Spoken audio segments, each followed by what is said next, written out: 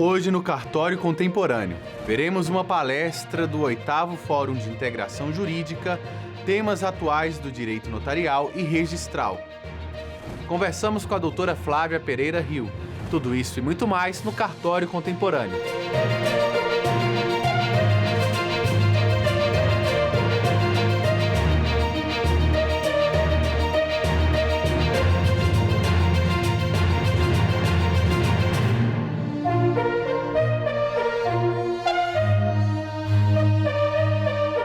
Uma das mesas do 13º Fórum de Integração Jurídica, temas atuais do direito notarial e registral, promovido pela Enor, discutiu o impacto da reforma tributária para notários e registradores. Doutora Renata, cumprimento todos os demais aqui e tá de parabéns por toda a tua atuação no CNJ. E é difícil um juiz falar do CNJ sem tremer. Eu estou tremendo aqui agora, vou falar. Adoro o CNJ. Sou fã do CNJ. Por quê, doutora Renata? No começo de carreira, eu assinava 1000 ofícios para o Banco do Brasil, Bradesco, Itaú, requisitando informações. 1000 ofícios para o Detran, oficiando, pedindo dados de carro. Receita Federal, mais 1000. Dava ler, assinando, físico. Aí veio Bacenjude, Cisbajude, Renajude, Infojude. Que maravilha. Facilitou a vida. Demais. Demais. Então, fica aqui registrado o meu elogio.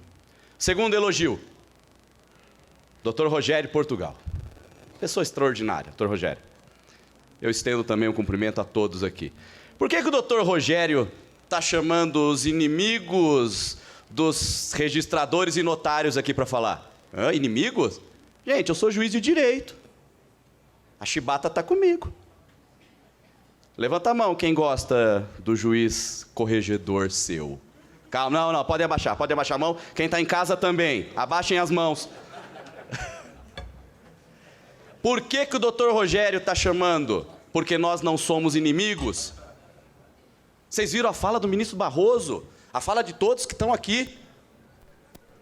Nós precisamos nos unir, ser parceiros. E eu sou parceiro de vocês? Sou. Porque tem o seu Mário. Quem é o seu Mário? É o meu escrivão. Lá no Paraná, o regime judicial ainda tem cartórios privados. Sério? O CNJ já proibiu. Só que ele é pré-constituição. Então ele fica até aposentar ou falecer. Eu espero que ele viva 150 anos. Matusalém, 990 e tantos anos. E o seu Mário toma café comigo toda semana. E toda semana ele traz os problemas dos cartórios. Porque o regime dele é privado. Ele é pessoa física, doutor Rogério. Ele é pessoa física. Levanta a mão quem gosta de pagar tributo.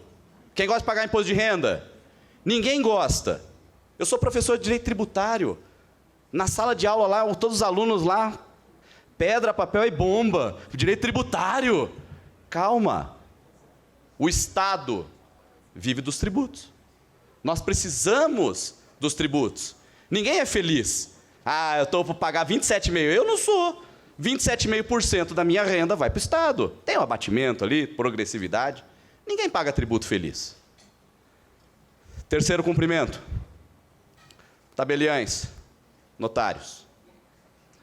A bomba relógio está no colo de vocês. Vamos falar a verdade? Tá aí. Vocês hoje são felizes. 5% de ISS. Não é isso que todo mundo fala? É 5% de ISS que vocês pagam? Só isso? Não. Vai imposto de renda, vai folha de pagamento, INSS.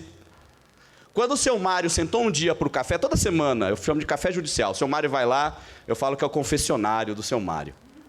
Ele senta e fala, doutor Murilo, tomei uma condenação judicial do ISS. Sério, seu Mário? R$500 mil.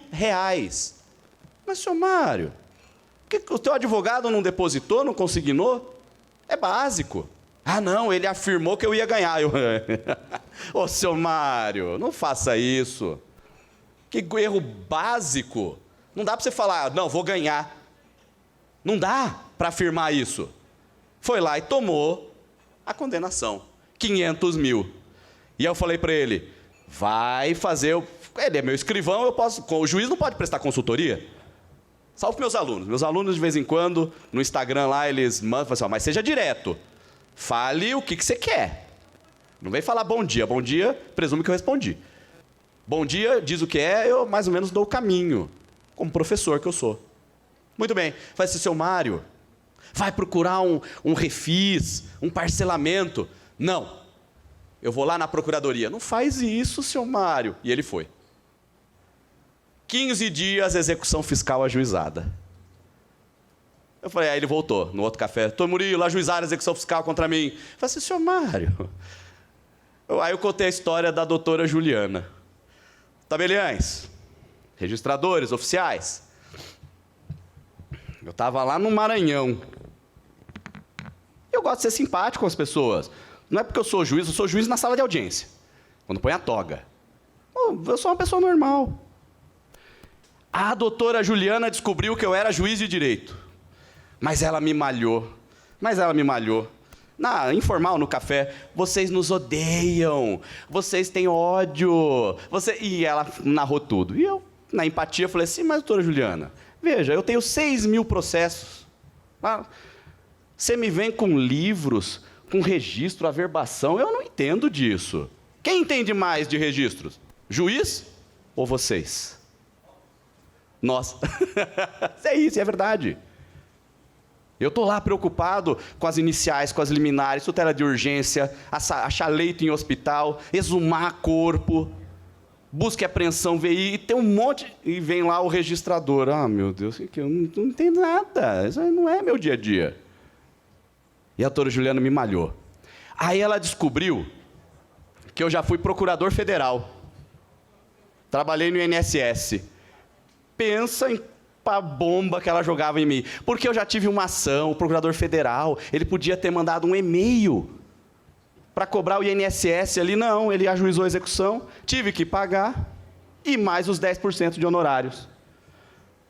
E mais custas judiciais. Ainda bem, gente, que ela não descobriu que eu já fui auditor fiscal. Se ela tivesse descoberto isso, eu não estava vivo aqui hoje, eu acho, viu? Mas a doutora Juliana, excelente profissional.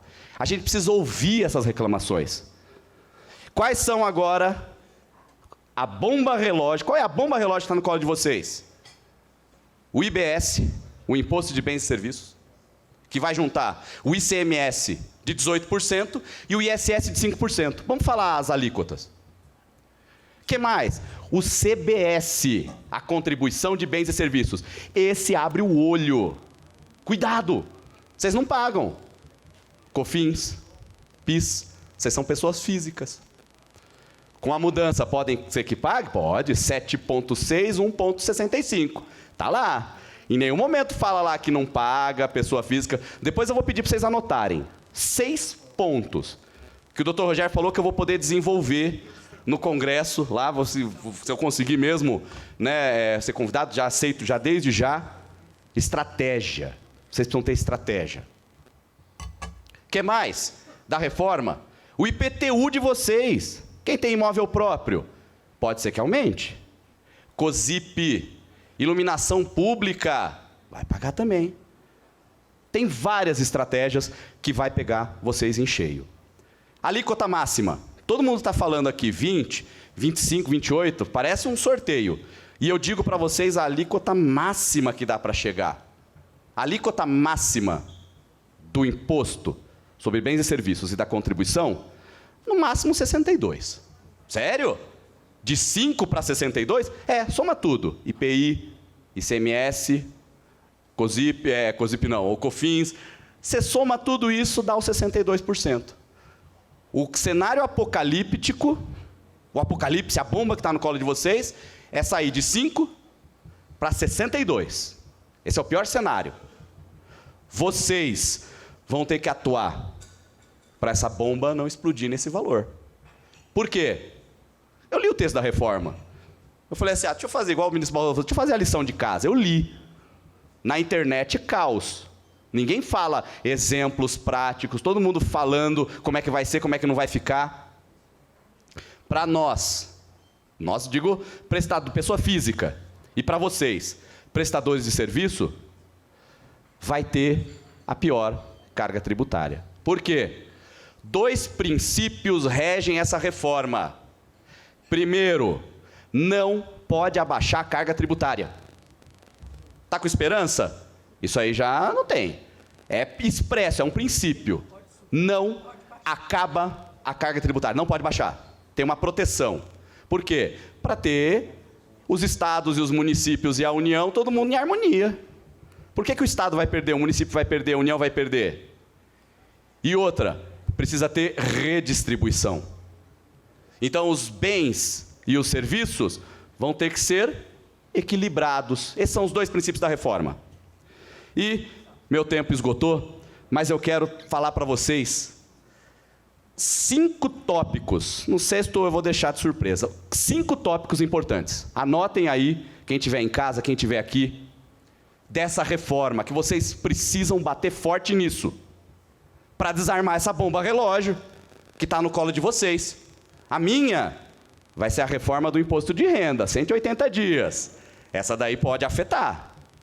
Mas para vocês, primeiro, artigo 156A, parágrafo 3º, é a lei complementar que vai estabelecer que o valor do serviço, essa alíquota, pode passar para outro sujeito passivo.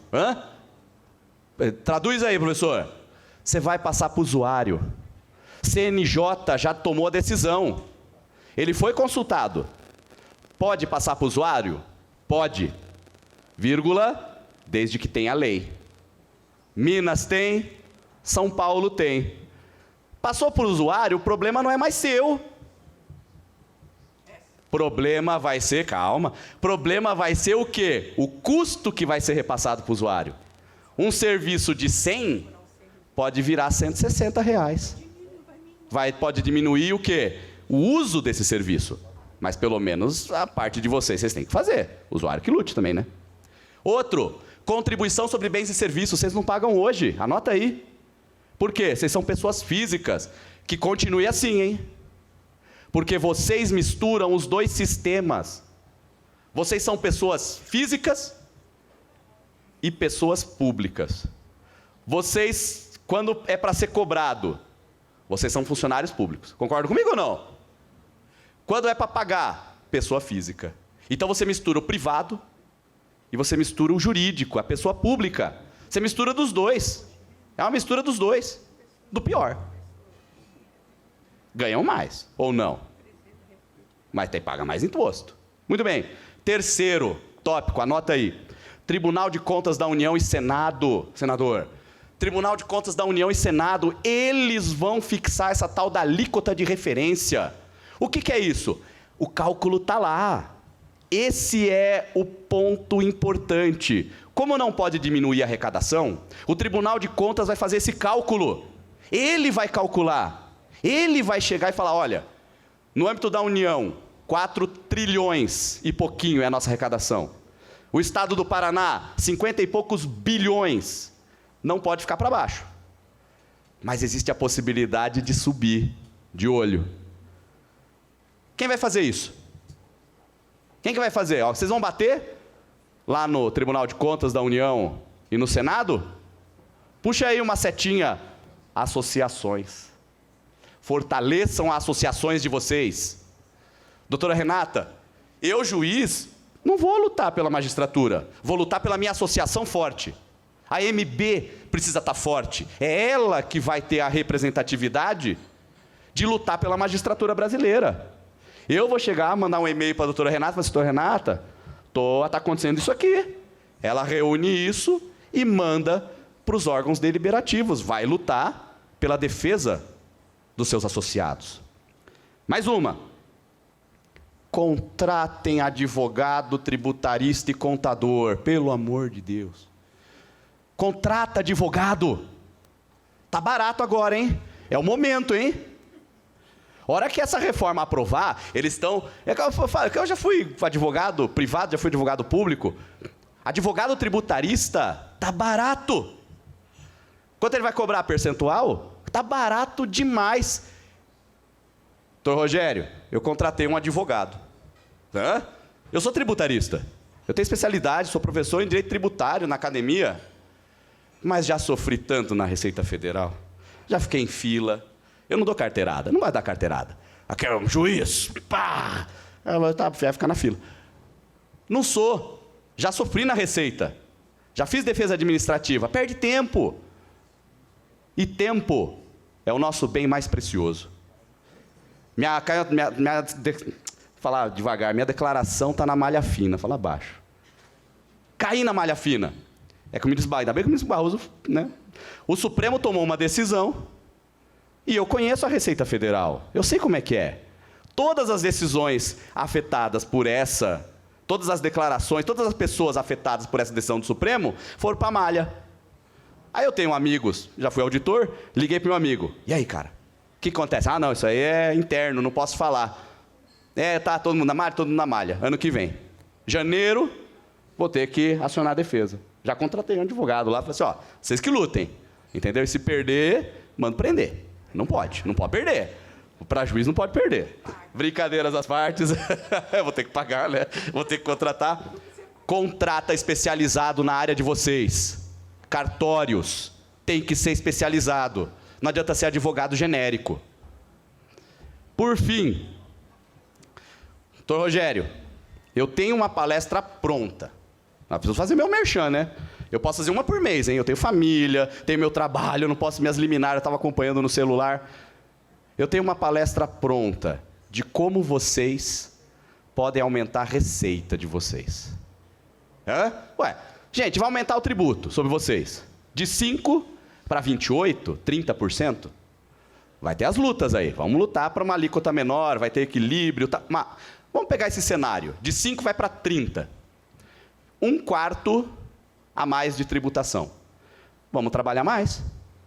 Mais receita. Eu anotei aqui 2. Tem várias ideias. Primeiro, o ministro Barroso até aqui falou, mas eu falei assim, eu não vou falar, mas eu vou falar. Audiências de conciliação. No Paraná, são feitas 125 mil audiências de conciliação pelo Sejusc. E eu perguntei, eu estava em Teresina, lá no Piauí, e eu perguntei para alguns tabeliães. Eu sei que já estourei o tempo, mas um minutinho só para contar essa. Eu perguntei para eles, vocês estão fazendo audiência de conciliação? Fiz uma. Poxa vida. O custo disso para o Tribunal de Justiça é gigantesco. Eu imagino vocês, presidente da associação, batendo lá no tribunal. Presidente, eu tenho uma proposta aqui. Manda isso para a gente vai fazer aqui R$100, R$50, 500, não sei o preço, vocês que calculem, né? R$100 para fazer uma audiência de conciliação. Esses servidores, essa estrutura que o senhor montou, deixa de reserva aí, né? Manda essas 125 mil audiências para mim, eu faço. E a gratuidade? Tem gratuidade. Dá para abater da base de cálculo. Não deu para escutar, né? Pode ser. Uma tese. Abater da base de cálculo. Você não tem o custo? Imagina bater isso da base de cálculo. É uma ideia. Segundo, para acabar, finalizar. Busque apreensão de veículo. Doutora Renata, eu sofro tanto. Nós somos caros para o Estado. Juiz é caro. Não caro de caríssimo. Caro de custo. É elevado o meu custo. É elevado, doutora. E aí, eu recebo por semana... mais ou menos, doutor. Mas olha, eu recebo por semana de 5 a 10 buscas e apreensões de veículos. Qual é o meu trabalho? Ver se teve uma notificação, olhar lá, Ctrl+C, Ctrl+V, eu uso, copio e colo, defiro a liminar de busca e apreensão. Esse é meu trabalho, e assino. Eu perco mais tempo assinando do que vendo e analisando. Isso é serviço judicial? Isso é trabalho judicial? Eu quero dar isso para vocês. É um presente. Depende do quê? Lei. O projeto de lei está lá no Senado. Está lá. Está lá no Congresso, adormecendo. Quem tem que lutar? As associações. Vocês. Fortaleçam. Queria agradecer de novo a todos vocês pela paciência. Meus 10 minutos estouraram, eu peço desculpas, tá bem? E obrigado pela atenção de vocês. Tenham todos um excelente dia. Voltamos já com mais do 13º Fórum de Integração Jurídica, temas atuais do direito notarial e registral.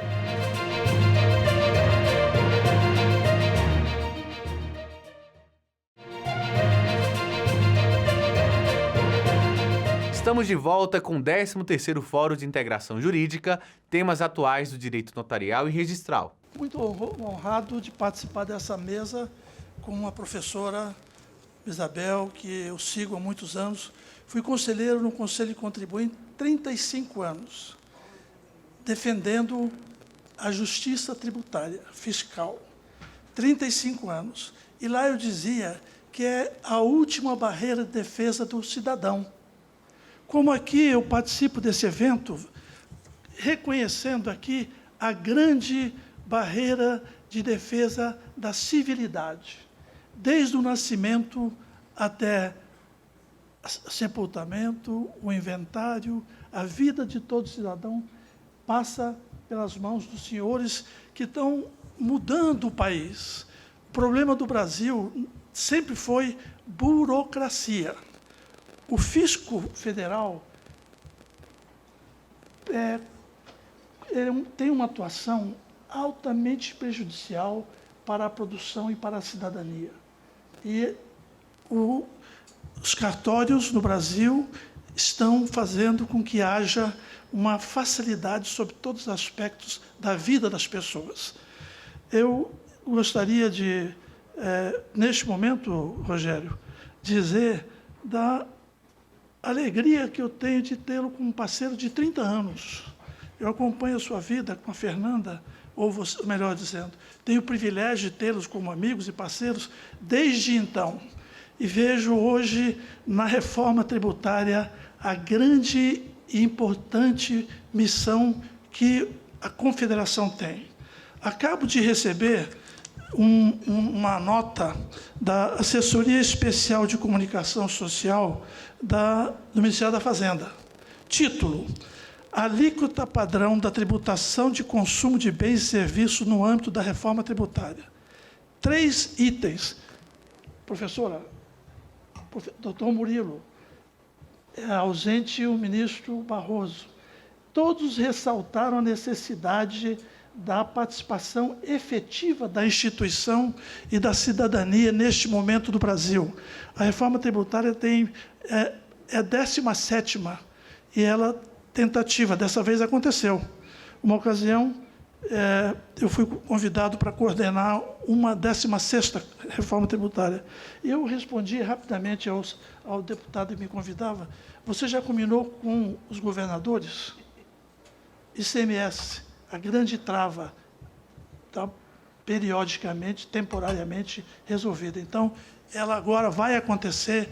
A gente percebe que as pessoas já estão mais entusiasmadas, mais otimistas. Pós-Covid, houve uma tristeza, houve depressão. A reforma, com certeza, está trazendo um alento para o Brasil com maiores e melhores condições de trabalho. Então, nós temos que acreditar nisso.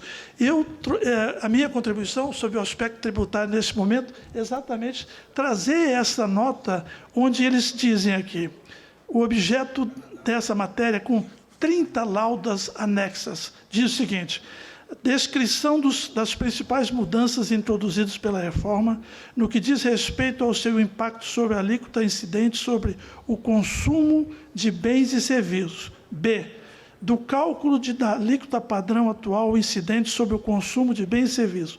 C, estimativas das alíquotas padrão que resultarão da adoção do novo modelo de tributação. Uma nota técnica que apresenta em maior detalhe a metodologia utilizada é apresentada em anexo.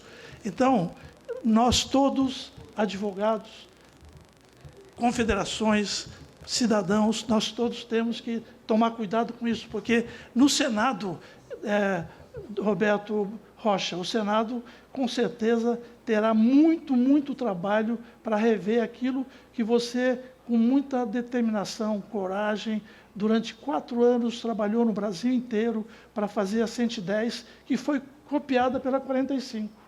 Esse mérito ninguém vai lhe tirar. Isso será reconhecido sempre. Você montou com o custo do seu sentimento pessoal para resolver isso. Então, parabéns, continua. Eu, por último, gostaria de manifestar aqui um momento de sentimento, Rogério. Muito obrigado por você ter me indicado o doutor Leandro, lá em Campo Grande, para resolver um problema. Olha só como o destino faz as coisas. O mundo é redondo e gira. Doutor, eu tenho uma irmã que mora em Campo Grande, viveu 50 anos, ficou viúva, e eu pedi, e havia lá um pequeno conflito, lógico, 3 filhos, 50 anos, e eu pedi ao Rogério que me indicasse alguém que pudesse me ajudar. Tive a felicidade, esse jovem, com uma reunião, apaziguou, resolveu. É isso que existe no trabalho de vocês, com uma reunião. A oportunidade que eu tenho hoje de fazer isso é muito boa. Obrigado.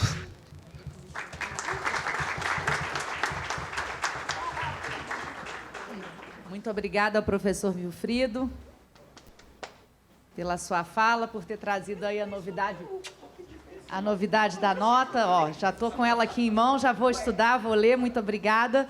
Eu vou passar, então, finalmente a palavra ao doutor Flaviano Galhardo, registrador, presidente do Colégio de Registradores do Brasil, mas que tem como melhor qualidade ser irmão do meu amigo Galhardo, um grande juiz no estado de São Paulo, e eu acompanho seu trabalho também pelo Galhardo lá, e quero dizer que a gente tem muito orgulho do que você tem feito também na sua atividade. Tem a palavra. Obrigado, bom dia a todos. Quero cumprimentar todos os integrantes aqui, os professores que me antecederam, já nominados, na pessoa da professora Renata Gil, dizer também que eu sou um fã de Vossa Excelência, acompanhei a sua carreira através dos meus irmãos, que são magistrados também, defendeu com unhas e dentes a magistratura brasileira, que, como a professora aqui falou, são verdadeiros guerreiros, né? Assim, não é fácil a vida de juiz, e eu sou testemunha disso. Quero cumprimentar todos, os notários, registradores, e o faço na pessoa do nosso pai de todos aqui, o grande Rogério Bacelar, agradecer o convite por estar participando dessa mesa aqui. E falar por último é sempre muito mais fácil, né? Você vai pegando casquinhas assim, de um pouco de cada um, então você não precisa preparar, você fica numa zona de conforto. Eu só queria reforçar aqui 2 pontos aqui da fala do Leandro e da professora, que é a seguinte: o Leandro já deixou bem claro, nós somos um regime totalmente excepcional, né? O desembargador Naline, lá, que foi presidente do Tribunal de Justiça de São Paulo, secretário de Educação, e hoje é o nosso reitor da Uniregistral, ele costuma dizer o seguinte: foi uma grande sacada do Constituinte de 88 esse artigo 236, né? Porque outorgou para uma pessoa física, né, profissional de direito, aprovada em concurso público, uma delegação estatal, né, um serviço público que vai ser exercido em caráter privado por delegação. E, que é mais interessante, né, outorgou para o Poder Judiciário, quer dizer, um poder independente, né, e autônomo, a fiscalização dessa atividade. Quer dizer, até isso o Constituinte foi feliz. Por quê? Deixou a atividade notarial e registral livre de interferências e intervenções políticas em suas nomeações e também na retirada das delegações, né? Isso é muito importante. Onde eu quero chegar com isso? No outro fator que a professora Isabel mencionou aqui, que é a questão da cidadania, né?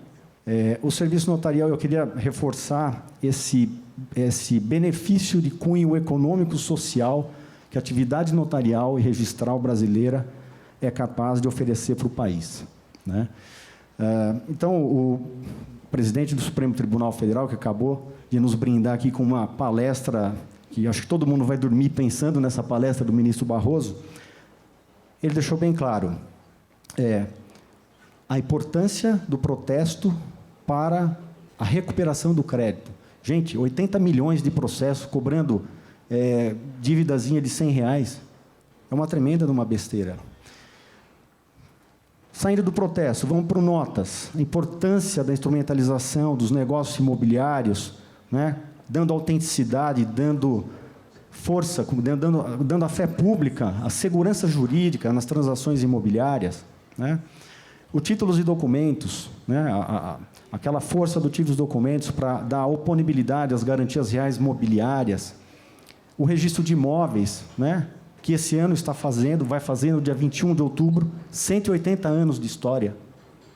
Imagina, nós somos mais velhos do que a Caixa Econômica Federal. A Caixa Econômica Federal fez 160 anos, o registro de imóveis vai fazer no dia 21 de outubro, que é a data da lei hipotecária, de 1843.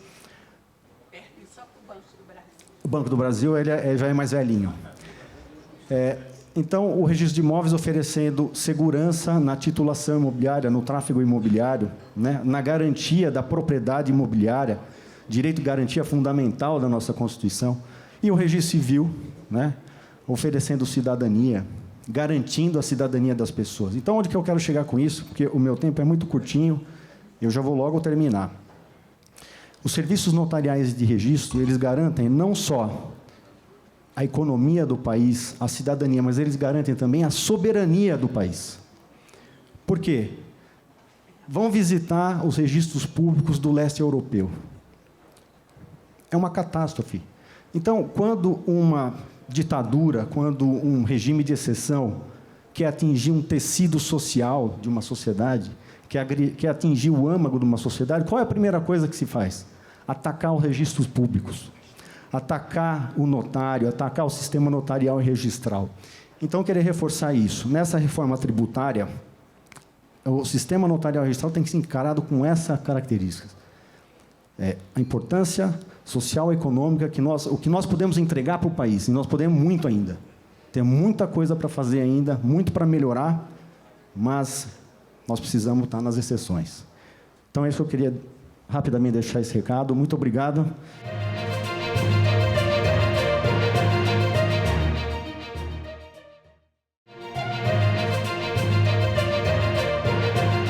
Conversamos no 13º Fórum de Integração Jurídica, temas atuais do direito notarial e registral, com a doutora Flávia Rio. Veja. Gostaria de me apresentar, eu sou Flávia Rio, sou delegatária de cartório extrajudicial no estado do Rio de Janeiro há 18 anos, sou professora também de Direito Processual Civil. E, enfim, primeiro eu queria registrar aqui para o Cartório Contemporâneo que é uma honra estar participando desse fórum promovido pela Escola Nacional de Notários e Registradores aqui em Brasília. O painel do qual eu fiz parte agora há pouco falou sobre a importância da advocacia e o fenômeno da desjudicialização, alguns chamam de extrajudicialização, que quer dizer o quê? Ao fim e ao cabo, quer dizer um movimento que nós temos tido nos últimos anos. Eu diria que esse movimento ele se incrementou, ele ganhou corpo, principalmente nos últimos 10 anos, mais ou menos, no sentido de que alguns procedimentos, alguns atos da vida civil que necessariamente, por séculos, dependiam da intervenção do Poder Judiciário, passaram a poder ser realizados perante as serventias extrajudiciais. Então, quer dizer, nós não retiramos a possibilidade de intervenção ou de solução perante o Poder Judiciário. É mais uma porta que é aberta para que a sociedade, para que o jurisdicionado possa optar ou ir ao Poder Judiciário ou solucionar com a mesma segurança jurídica, com as mesmas garantias fundamentais, à luz da Constituição Federal, aquela mesma situação perante um cartório extrajudicial. Então, é mais uma opção, mais uma porta que se abre. E eu costumo destacar que é lógico que esse movimento de desjudicialização, de extrajudicialização, ou seja, de uma migração paulatina ou um compartilhamento de atividades e funções entre o Poder Judiciário e cada vez mais os cartórios extrajudiciais, ele vem romper com uma tradição brasileira. Então, o Brasil, tradicionalmente, tem como eixo central, como protagonista do sistema de justiça, o Poder Judiciário. E isso está na letra da Constituição Federal, se a gente for ler o artigo 5º, inciso 35. Vai fazer uma referência expressa a um acesso à justiça como acesso ao Poder Judiciário. Mas se a gente for fazer uma interpretação histórica e evolutiva da Constituição, a gente vai ver o quê? A gente vai ver que temos uma outra realidade brasileira, passados mais 30 anos de vigência da Constituição Federal, que nos permite, a partir dessa interpretação evolutiva, olhar a sociedade à nossa volta e perceber que, para uma nova sociedade, nós precisamos também de novas soluções.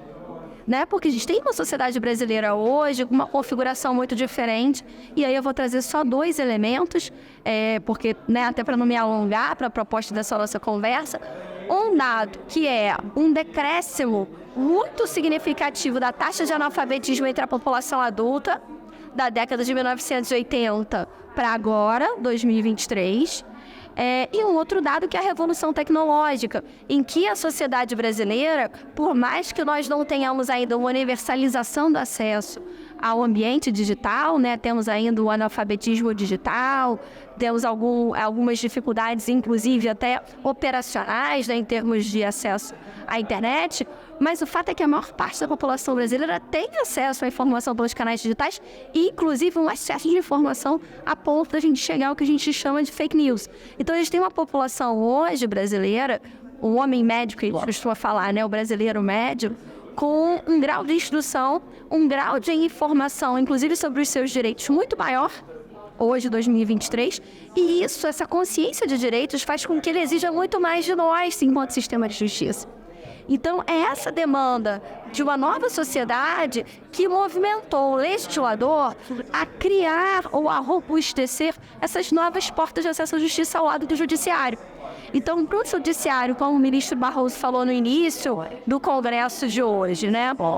Ele disse, nós temos um poder judiciário, infelizmente, sobrecarregado. Uma taxa de insatisfação por parte da sociedade brasileira muito grande com a morosidade.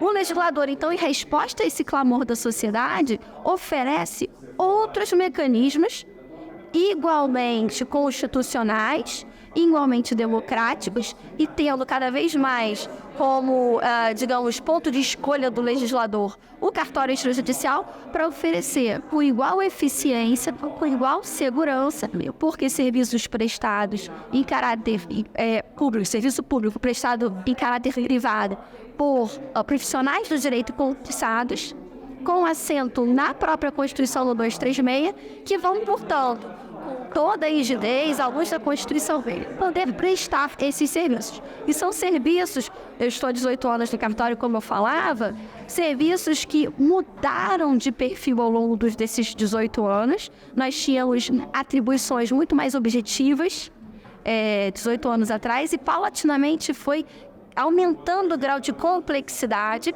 a partir desse movimento de desjudicialização. Então, hoje nós temos procedimentos complexos desjudicializados, como reconhecimento de paternidade socioafetiva, alteração de prenome e gênero, nós temos retificação de registros, nós temos também adjudicação compulsória, uso campeão extrajudicial. São procedimentos razoavelmente sofisticados que permitem uma produção de prova razoavelmente extensa. Então, o perfil do cartório mudou para atender essa demanda por um sistema de justiça que seja mais efetivo. E, nesse contexto, a advocacia ela é fundamental.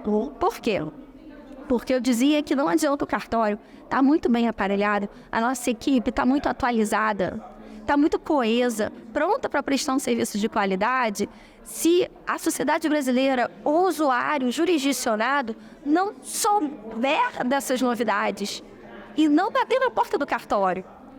Entende? Então, quem rompe com essa inércia e vem nesse contrafluxo de modernidade vai ser o jurisdicionado, o usuário, por meio de quem? Do advogado da sua confiança. Então, a advocacia ela é a ponte entre essa autorização do legislador, no sentido de desjudicializar e autorizar, franquear ao usuário a entrada no cartório e, efetivamente, a abertura dessa porta do extrajudicial cada vez com maior vigor, com maior frequência. E o advogado é a peça-chave. Então, sozinhos nós, delegatários, não conseguiremos, prescindindo de dar as mãos com a advocacia, não conseguiremos dar a conhecer à sociedade essas novas possibilidades. Então, é uma parceria muito profícua, muito necessária, no sentido da gente entender que nós somos peças de uma grande engrenagem, que é o sistema de justiça, que é essa justiça multiportas, com várias portas, com várias possibilidades.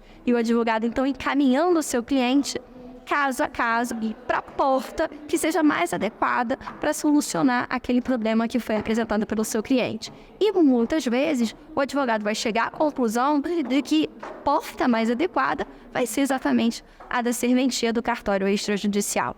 Então fica aqui, eu acho que o grande mote da minha fala é um convite para essa cooperação, para esse dar as mãos e para essa visão conjunta da advocacia pública e privada e dos delegatários dos cartórios extrajudiciais, no sentido da gente extrair o máximo de potencial dessas autorizações legislativas de desjudicialização. Acho que esse é o grande convite, a grande exortação que eu tenho a fazer, tanto para os delegatários, quanto também por parte da advocacia, porque um prescindindo do outro, a gente não consegue, de certa forma, virar a chave do status quo, dessa tradição que a gente tem ainda muito judicializante, muito centrada no poder judiciário. Então, eu costumo brincar, o óleo de chaves das portas, da justiça de portas, está com o advogado, que é o profissional do direito da confiança do usuário, da sociedade.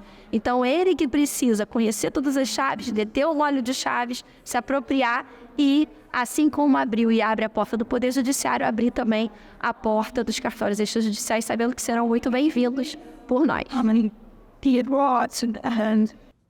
Durante a pandemia, os cartórios passaram por uma grande revolução tecnológica, efetivando grande parte dos atos de forma online. Como avalia a presença da tecnologia nos cartórios de registro civil das pessoas jurídicas? O que mudou? Sim, a revolução tecnológica, eu acredito que ela pegou de surpresa mais o Poder Judiciário na pandemia do que nós, das serventias extrajudiciais. Por quê? Um levantamento feito pelo Conselho Nacional de Justiça, salvo engano, em maio de 2020, deu conta de que pelo menos 30%, ou seja, quase um terço de todo o acervo, de todos os processos judiciais do Brasil, do Poder Judiciário brasileiro, ainda estava em autos físicos, ou seja, em papel. Havia tribunais estaduais como o do Espírito Santo em que 80% do acervo estava exclusivamente em papel. Então, eu acredito que o Poder Judiciário, sim, ele foi muito impactado e muito surpreendido com a pandemia. Nós fomos, lógico que sim, porque não tínhamos uma bola de cristal. Mas em termos de tecnologia, por exemplo, entre nós, do Registro Civil de Pessoas Naturais, nós já tínhamos a central do Registro Civil estabelecida e em funcionamento, congregando, interconectando todos os mais de 7 mil cartórios com atribuição de registro civil em todo o Brasil do Oiapoque ao Chuí. Então, quer dizer, de certa forma, talvez na pandemia nós utilizássemos, mas com a pandemia houve um incremento no fluxo de uso. Mas isso não significa que nós não tivéssemos já as ferramentas. Isso que eu achei que foi muito oportuno e foi muito bom. E por que eu acho que isso foi possível? Foi possível exatamente por conta de um dado que eu trouxe na minha fala antes, que pelo 236 da Constituição, a atividade extrajudicial, por uma escolha do Constituinte brasileiro, ela é um serviço público, porém prestado em caráter privado. A partir do momento que você escolhe essa prestação de serviço público em caráter privado por delegação, isso traz uma dinamicidade, uma velocidade e uma aptidão para um incremento de eficiência que só a iniciativa privada tem. Então, a gente não está submetido à lei de licitação. Então, há várias amarras que a prestação de serviço público propriamente pelo Estado, diretamente pelo Estado, tem, que a gente não tem. Então, isso permitiu com que nós já tivéssemos um avanço muito maior, utilizando a melhor tecnologia, as melhores plataformas, para que nós conseguíssemos já antes da pandemia, ter essa interconexão dentro da nossa atribuição e aí, com isso, absorver essa demanda. E aí, fora isso, demandas como casamento online, drive-thru que nós fizemos, atendimento por WhatsApp que realmente foi incrementado, muitos atos, além do casamento por videoconferência, tudo isso a gente já estava aparelhado. O que a gente fez foi, com autorização da Corregedoria de cada estado, se utilizar, poder se valer mais desse aparato que a gente já dispunha. E isso é uma característica, mais uma vez, da iniciativa privada. Então, eu acho que esse foi o X da questão para que a gente conseguisse prestar o serviço de forma contínua ao longo da pandemia. O meu cartório não fechou nem um único dia no ano de 2020. Então, na auge da pandemia, nós abrimos todos os dias e tivemos um fluxo de óbitos, infelizmente, muito grande, né? Mas isso significa que o usuário brasileiro não ficou em nenhum momento desguarnecido do serviço extrajudicial. O cartório é uma instituição que traz segurança e certeza de eficiência para a população em geral. De que forma os cartórios contribuem para o processo de desburocratização? Na verdade, o mais interessante entre nós, delegatários, lógico que como nós estamos imersos na atividade e nós estamos vivenciando na pele a transformação da nossa atividade extrajudicial nos últimos anos, é lógico que para nós isso é intuitivo, o que eu vou falar agora. Mas para quem está fora da atividade extrajudicial não é tanto. E que é o seguinte, o cartório, ele cada vez mais